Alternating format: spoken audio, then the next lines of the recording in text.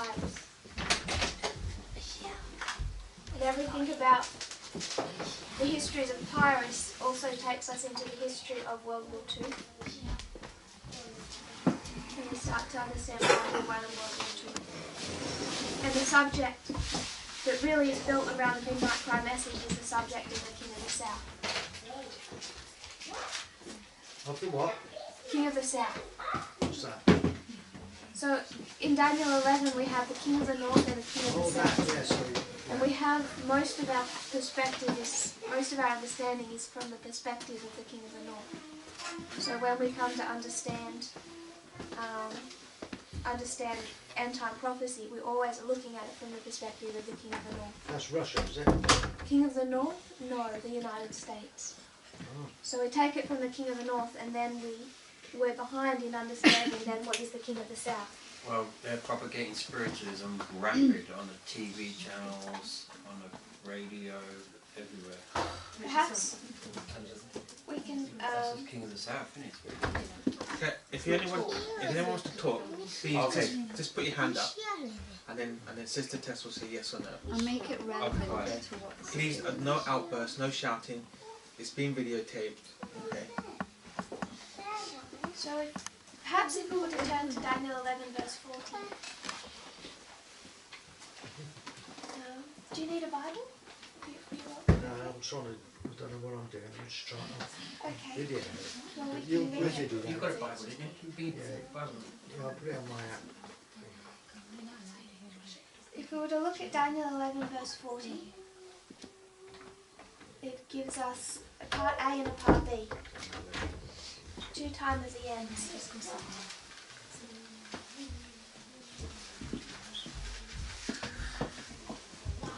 So if we were to draw it out, part A and part B, what does part A look like? Part A of Daniel 11:40 says, "At the time of the end shall the king of the south push or war against the king of the north." So we see a point in time when the king of the south is making war against the king of the north.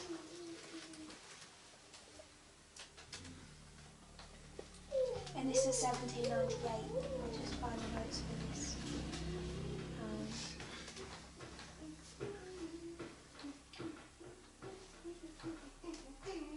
Daniel 11:40.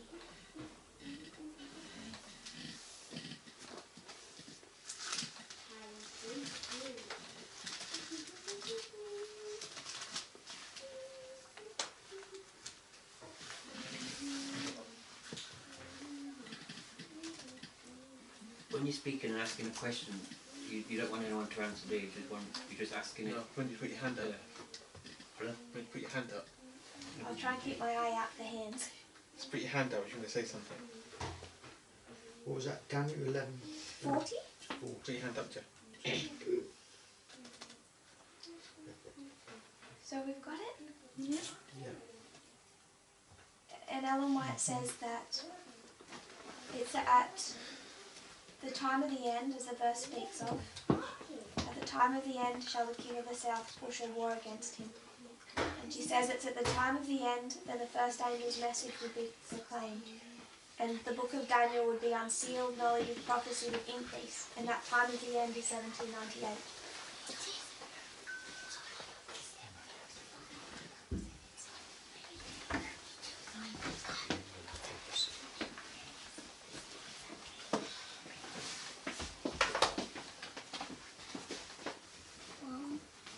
So we have 1798 the time of the end.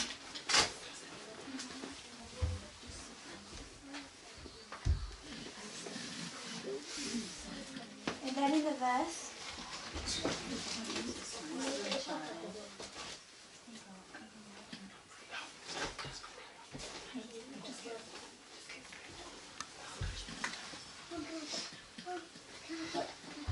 what takes us to the time of the end is the 1260 time prophecy. And I want to read from Great Controversy 439.2. The reference? I'll just take a picture later. Okay, I'll do them down here. Thank you.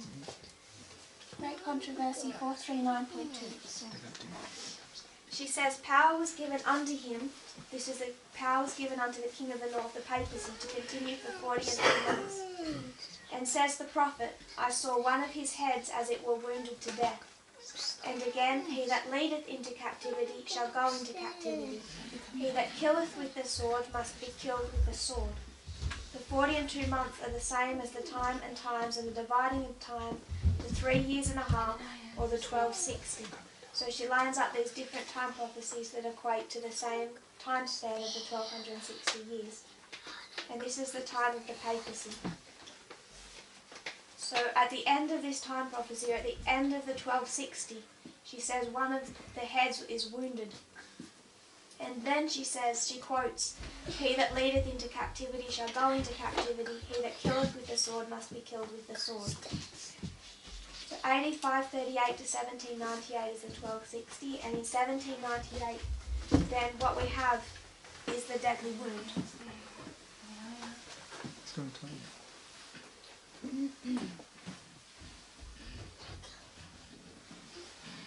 This becomes 1798. And this is the deadly wound.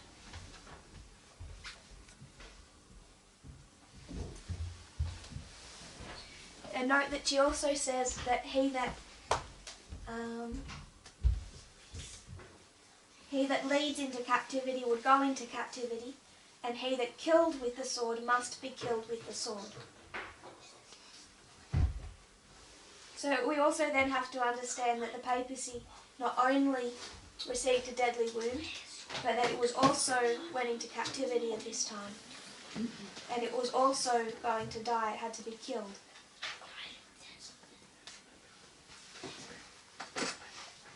Political aspect of it. So, the methodology we want to use to understand Daniel 11 verse 40 is the compare and the contrast. After the 1260, the papacy went into captivity. What I want us to see is that where is the war between the king of the north and the king of the south? Because what is this date? 1798. And what's happening with the king of the north and the king of the south? At war. They're at war. When's the war? It's before 1798. It's before? When do you want to mark it? Is that the revolution? Yes. Yeah. 1789. The French Revolution? Oh yeah. You could mark the French Revolution. And this revolution ended in 1799, the year following.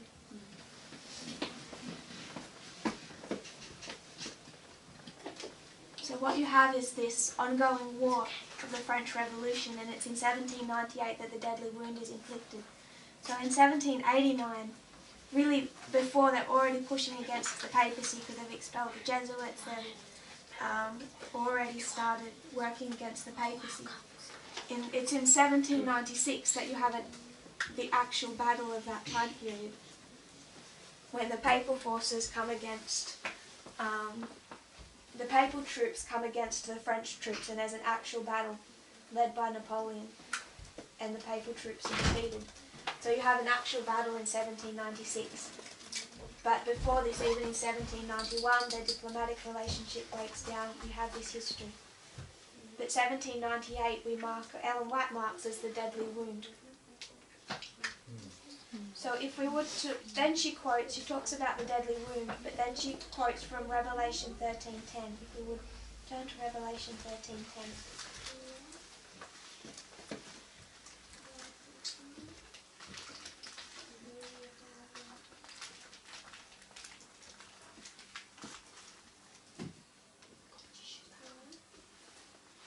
So what did you say, Revelation? Revelation 13:10. Would you read that for us?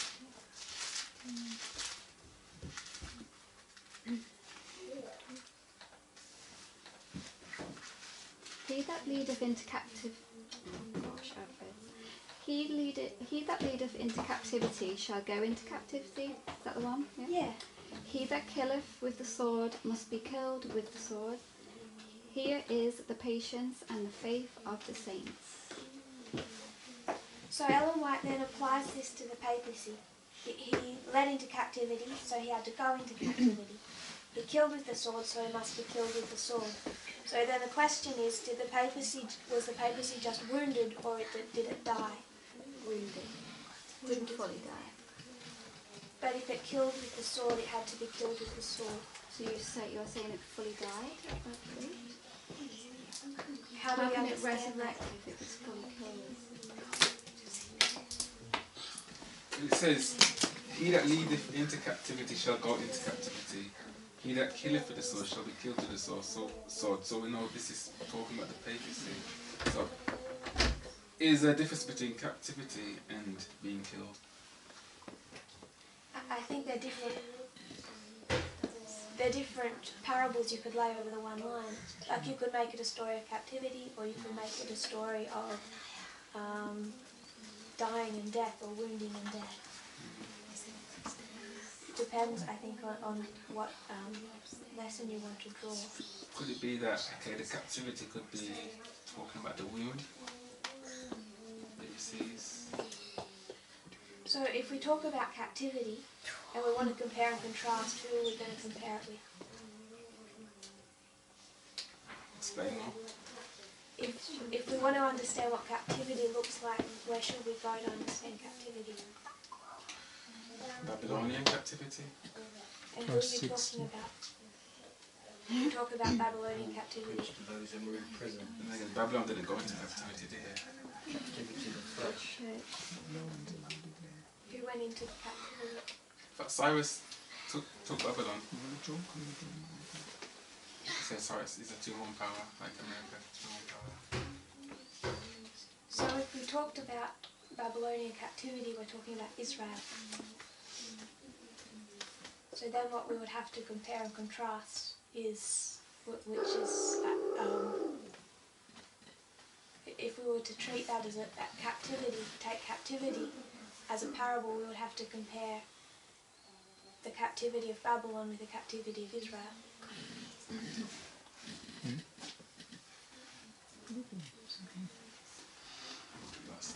Yeah. The wording of he that leadeth into captivity, so that's someone who leads someone else into captivity. So isn't it? Yes. So in that parable, that's Babylon's led Israel into captivity. Yes. So it will go into captivity, so Babylon will go into captivity. So I think that was the question Leah was saying. Yeah, Babylon actually go into yeah, she captivity. explained it better. So if Babylon there leads Israel into captivity, then it has to go into captivity later. So I guess Leah's point was possibly Medo-Persia is putting it in captivity afterwards because it takes it down. So is that a fair parable for Rome? It leads in 538, it leads God's people into captivity for 1260 years, and now it's going to go into captivity itself. Yes. Would we say that happened to Babylon? It goes into captivity with Medo-Persia? Because we've got to see it somewhere else, haven't we, or not? That someone that leads into captivity will go into captivity. I'm not sure if I would say the King of the North goes into captivity because it's the King of the North just transitions to be Medo-Persia. Yeah. So what's in captivity? Did he not die in jail? The Pope dies. Yeah. Yes, A that's year right. later. Yeah, so but he the went only into reason captivity why I for said he 50 was healed years. because Mussolini gave him back the Vatican City. So, he So was, you're and on then the right track. they put another pope in power then, didn't they? Yeah, so what does it mean? That means the deadly wound was healed. It's just a political aspect to the papacy. Aspect of it. Because the church still remained, didn't it? Because of the election of the Pope. So the politics of the papacy, Napoleon and Bonaparte, they managed to put a halt to that Well, the word political aspect. wounded means to be, you know, if I Beast aspect. slapped Richard round the ear on, he'd be wounded, wouldn't he? He'd be like, his pride would go. I need my pride to go. That's another word, isn't it? To be wounded. If we were to see this instead as captivity, I might leave captivity for now and come back to that because I think that's another thought that we can bring in afterwards. If we just stick to the concept of deadly wound, did the papacy die? Or was it just wounded? Recovered, so it was wounded. We Did wouldn't say experience wounded. physical death because the Pope died. The Pope did have a physical death. And the political aspect How do you prove that the death of the Pope becomes significant for the papacy? Because they've had many popes. Well, that's what I die. mean. So the church still, so in my mind, the church still remains, but a pope did die, so it's still a death, if you want to play it that way. But the church was consistently remained. So the papacy church aspect never really died. So I wonder. But the power, it lost its power. If we went to Revelation 13, I'll just look for the verse. But it still.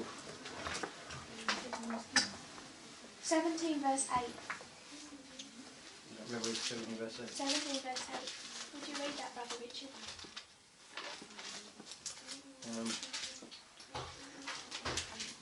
Could I ask something? Yeah. Could you not write the verses and the relevant places on the board for us? Sure. Well, for me anyway. I might try and list them down. Is that okay if I list them? Well, if you write them above 1798 or It's best if you where- list them where down the the side. dates. Best if you It just might list them. get a little full, that's Yeah. all. Oh, all right. But I could try and, Okay. if I keep them in order. I need to keep things in order or I'll lose the plot. Yeah. So that is referring to, what is it referring to on the board? This quote up here, No, down at Revelation 17 verse 17. 8. We're just about to Just about read to read that. it. So it says the beast, which Okay. would be the nation aspect of the papacy, the Alright. Vatican aspect, wouldn't it? Thank you to Tess. The beast that thou sawest was and is not, and shall ascend out of the bottomless pit and go into perdition. And they that dwell on the earth shall wonder, whose names were not written in the book of life from the foundation of the world, when they behold the beast that was and is not and yet is. So if I was to go into a pit and come out of a pit, what's happening to me? Who goes into a pit? That Joseph. You've put me in a pit, King David was in the pit as well. They put John in a pit. so it did exist, now it doesn't. And he's coming out of a pit. What would have to happen to me for you to put me in a pit? You'd have to die. Taken out of him. You'd have to die. It's a grave. Oh, that's what you mean. Sorry. Okay. Pit is in under. Yeah, okay. Yeah. So if it's ascending out of a pit, it's a resurrection. So I think this is another witness to say that it actually had to die. It wasn't just wounded. Where do we get the What verse was that? evidence or verse that pit is a grave? No. Is death. You know, because we, like Thomas just said about the pit with, who did you say? No, I was thinking of a pit. You know, they Yeah. put Joseph in, but Yeah, yeah. you mean a grave? But that's I'm what just the wondering verse why we means, say now the bottomless pit is a grave. Does anybody know why, Emma? I don't think we're saying the bottom. I'm not saying. But it is. I'm focusing on is Well, not, King David said because there's a time when like it is death and had then it's not. encompassed him, or had it. Yeah, but I know what you mean, but we need to prove that. Why are we saying the pit is death? How would sort of put it as a grave type thing. Joseph went into the pit free, and then he came out a slave. No, it's not. I think we're being Joseph into it. It's a side track. Yeah. Oh, that was. I would say that Joseph still is, even in the pit. Yes, He would he's still alive. kind of be exist. But when it kind of in this context, it seems that he was and now he's not. So Okay. what did he used to have that he doesn't have in the pit? Okay. And I would suggest that that would be life. Okay. So I just want to add one more layer onto that.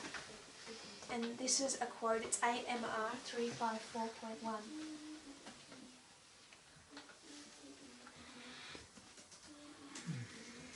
AMR 354.1. And this is Ellen White speaking in France. She's travelling in France and she's taken to a cathedral. An elder Bordeaux, a French elder, takes her to a cathedral in Valence and shows her a bust of Pius VI. And she says that they looked upon the bust of Pius VI, who was noted in prophecy. So where is Pius VI noted in prophecy, or marked in prophecy? Pius the what? Pius the Sixth. This is the Pope That's the Pope. in this time period. Yeah. Is it? In this time period. Yes. In that passage, you mean? Napoleon took captive. Yes, he's the one that's alive Yeah. that was taken captive. In the 49. in the green. That fulfilled Bible prophecy. 49, sorry. I'm guessing 17. Must have been on about Daniel then, mustn't it? So the Ellen White's speaking of Pius the Sixth, Oh, and she says that he was spoken of in prophecy. In Daniel, Where in Daniel? at the end of the prophecy, 360, is it? I'm getting mixed up. He's the one alive in this time period. 42 So this is the end of the 1260. But she says that he, as an individual, is marked in prophecy. I'm not sure now. And but I'm where would told. that be? Why did they put it in 1799? You could tell me the movie if you want.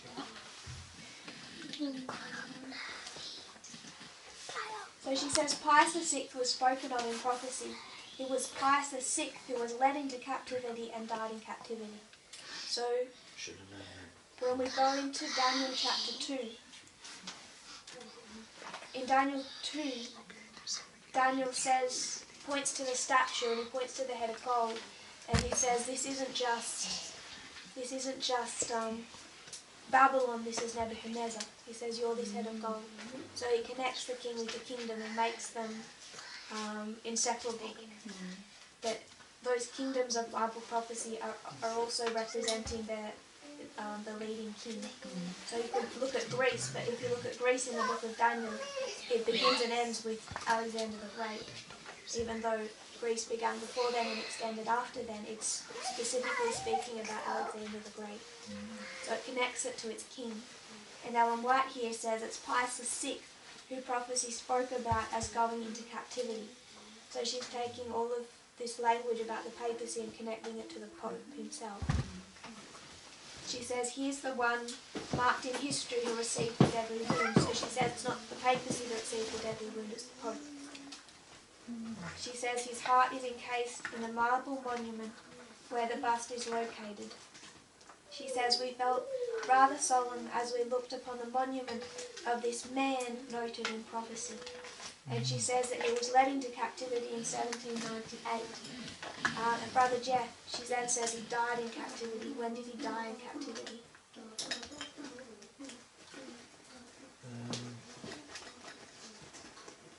2 years later, 2 years later, something like that. You mentioned this earlier. You said it was in 1799. You spoke about that just briefly. So in 1798 he's led into captivity. He receives a deadly wound, but then she says that he's also, what's her word? The one marked in history who received the deadly wound, the one who was led into captivity and died in captivity. So in 1798 he's led into captivity, and in 1799 he died in captivity. That's a good quote. A really good quote. She just parallels all those things. So 1798, a deadly wound. 1799, you can mark the death. Because he killed with the sword, therefore he had to be killed by the sword in 1799. So 1798 is a deadly wound, 1799 is a death. What war was in 1799? That's the end of the French Revolution. So it's still kind of there, just come to the end. Yeah. Okay. France did the work of the papacy. So she ties these two dates together because she says, you know, if he received his deadly wound and he received his death, and she says here was the one marked in history he received the deadly wound. So it seems like she's tying the two dates together and saying this period was the deadly wound. So it's kind of a point in the period. If I received a deadly wound, then I'm just kind of dying. I die. And it's almost literally what happened, because his health wasn't that strong. He never recovered from being taken captive. It's just it literally in his life, it was his decline and death. But we all see it as a point in period, just 1798, and that was it. We don't, well, I didn't know about 1799. Wasn't until recently. Because I think prophecy tends to always mark this. Yeah. We don't really speak about this. Yeah. It's the continual focus is on the deadly wound. Yeah. So it just shows me there's always a process towards the fulfillment of prophecy. It's not just at one point. And the process begins before as Yeah. well. I think that's important when we're looking ahead to a date where we're going to see a war or a battle. We're already in it for a long time before we actually get to the date we're marking, which is, I think, important when we consider battles in our history. When is the war? When we're thinking about Raffia, when is it? Is it November 9 or are we already in it? Are we making a distinction between captivity and death then? So is this a whole process of captivity up until the death in 1799? Because you could say, like you're saying, 1789, France start to expel the papacy, so they're beginning the process of leading it into captivity, if we say, or not. Even though we're focusing on a literal man being led into captivity here. I'm not sure if we'd say. We always talked about the deadly wound being the separation between church and state. So in 1798, all their lands and all their property has been taken off them. So all they have is the Vatican. They don't have any lands or power.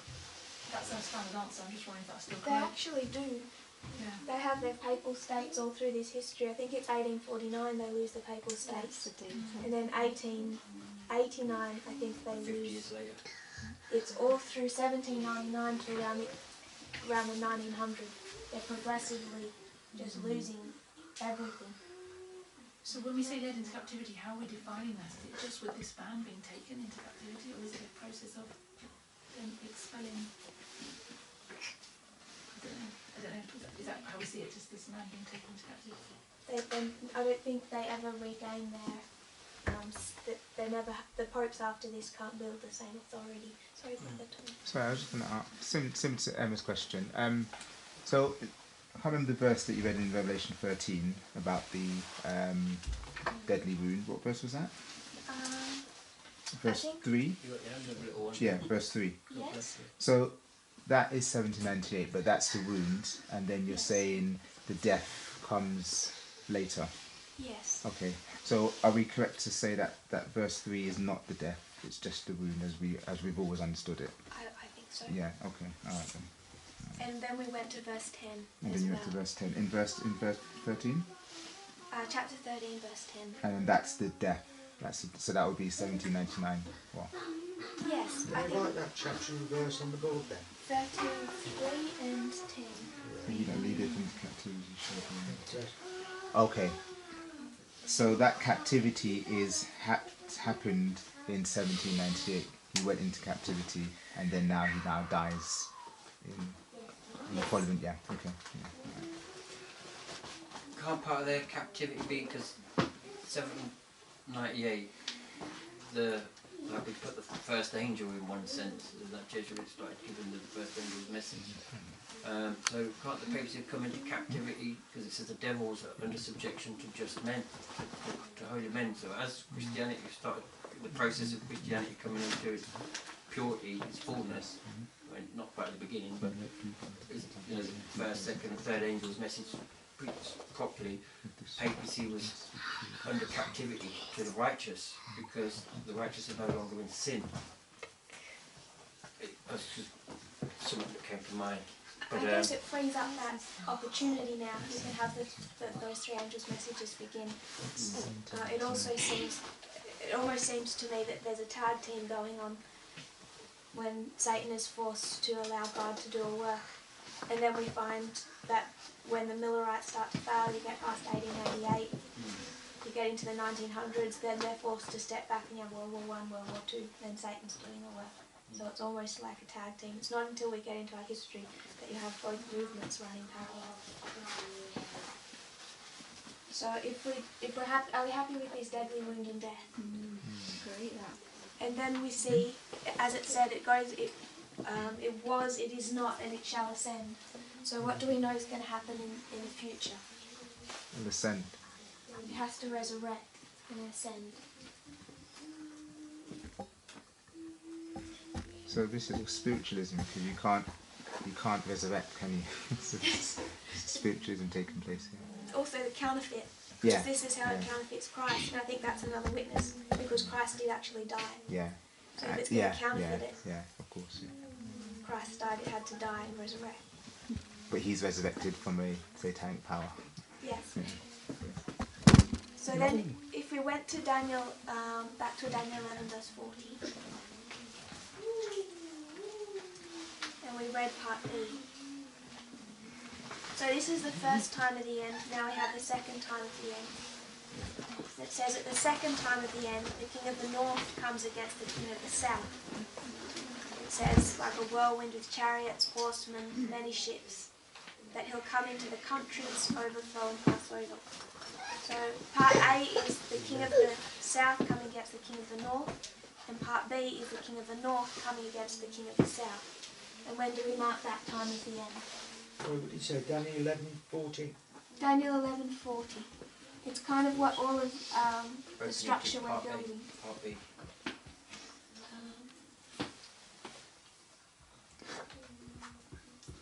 This is part A. And now we're looking at part B. This is the first time of the end. And leading to 1798 is the 1260. And now we have our second time of the end. It's the And end of the prophecies, sorry, isn't it? Yes, this is the end of the 1260, this is the end of the 126. So 1989. How do we understand what happened in 1989? Look what happened in 1719.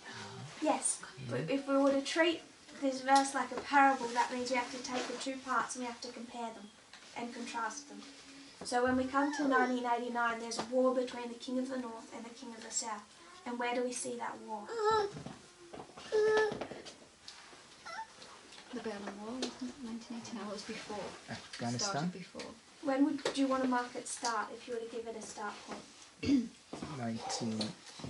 1979? 49? That's a part of it. 1849? No. That's when the What war would we be marking? 18... Is it the 10-year proxy war? So in here we have a 10-year proxy war, but why are they fighting a proxy war? Why do they care about Afghanistan?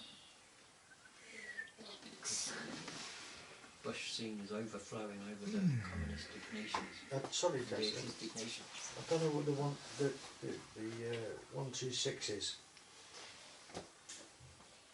So if we were to see the time prophecy to the first time of the end at 1798, it takes us from 538. Right, okay. And this was the scattering of God's people. To come to the second time of the end, which is Now you've got, 1989. sorry, you've got 126 up there, next to 1798, look, on the other line. You just take off, 1260. just take the 0 off, Jeff. Oh, alright, okay, And then the 126 goes from 1863. thanks. Good things. So what war is in this history? Is that when they wanted to take over, they wanted the passage through? Is that Syria, just to do with Syria? Afghanistan, did you say Afghanistan? Yes, we have the Afghanistan war as part of that. That they're fighting a bigger war than Afghanistan.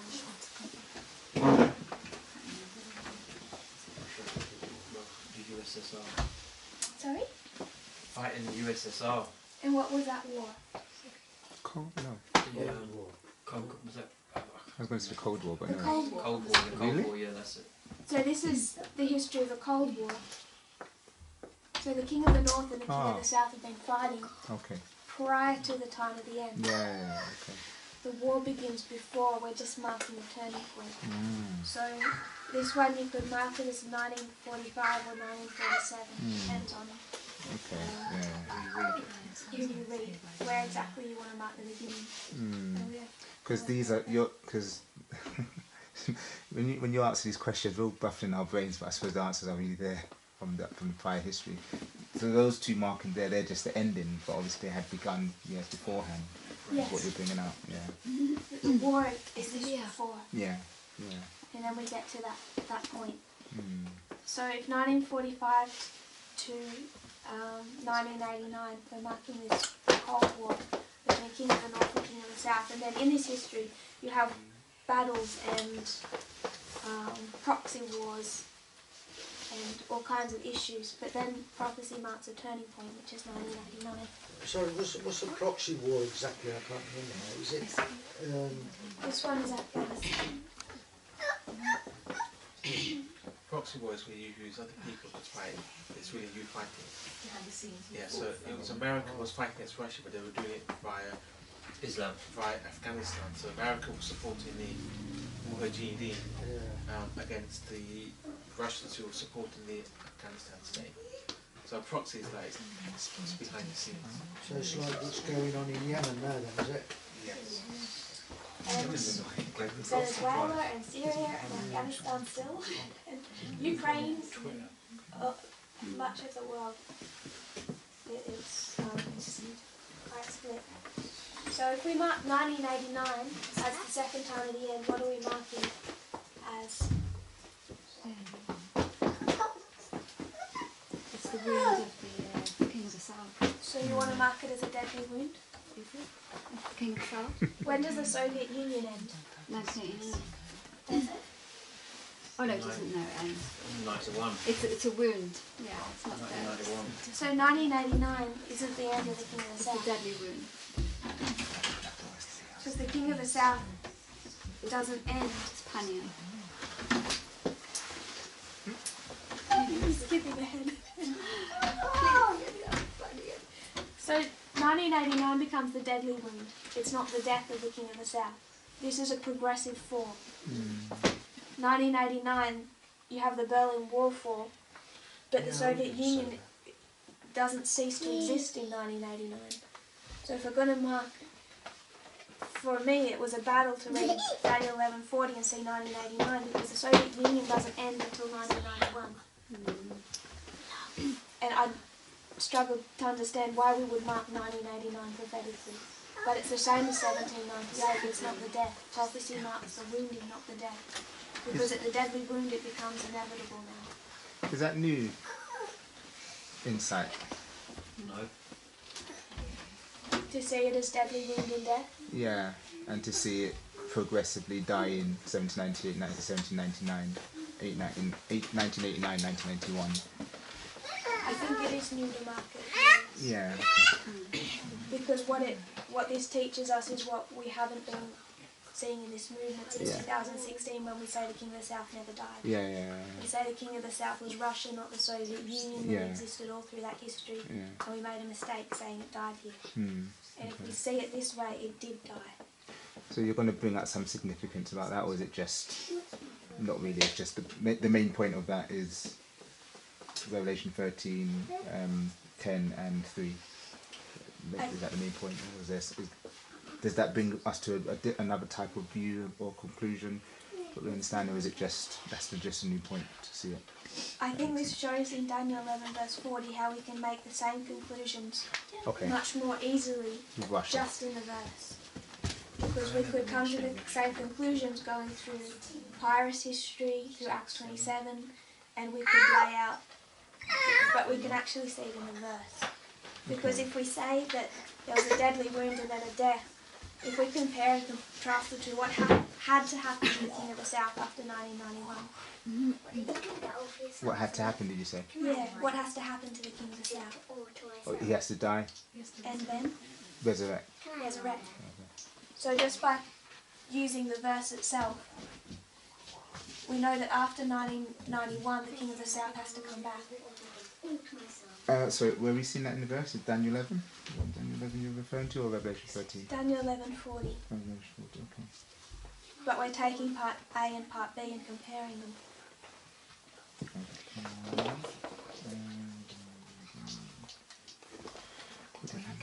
Can you just show me that in the verse again, where we see the death and resurrection? That would be in Revelation. Oh, that would be in Revelation. Okay, yeah, 13. yeah. Okay. I thought you said you could see it in Daniel 11, but that's fine. Revelation. Okay. Yeah, we're expanding a bit on the But you information can see in it's the going from the king of the north to the king of the south. In Daniel 11, you can just see where the king of the north, king of the south, has its deadly wound. King of the south. Still Daniel not, 11, still not 40. allowed to work But in on Sunday. in Revelation, 13, you can yeah, see you it. can see the whole three Yeah, things. yeah. Okay. So the So Tess, just change the tape over.